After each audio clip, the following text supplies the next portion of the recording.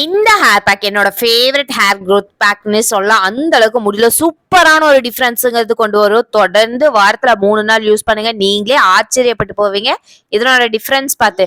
தேங்காய் ஒரு மூடி நல்லா துருவி மிக்ஸி ஜார்ல சேர்த்து கொஞ்சமா தண்ணி சேர்த்து ஃபைன் பேஸ்டா அரைச்சு எடுத்து ஒரு கிளாத் வச்சு நல்லா புழிஞ்சு எடுத்துக்கோங்க. இந்த மாதிரி பேக்ஸ்ல யூஸ் பண்றப்போ வளர்ற முடியும் இருக்கிற முடியும் நல்லா ஹெல்த்தியா இருக்கும். ஆளி விதை 2 ஸ்பூன் அளவு சேர்த்து கொஞ்சமா தண்ணி சேர்த்து நல்லா ஸ்லோ ஃபிளேம்ல கொதிக்க வச்சு எடுத்துக்கோங்க.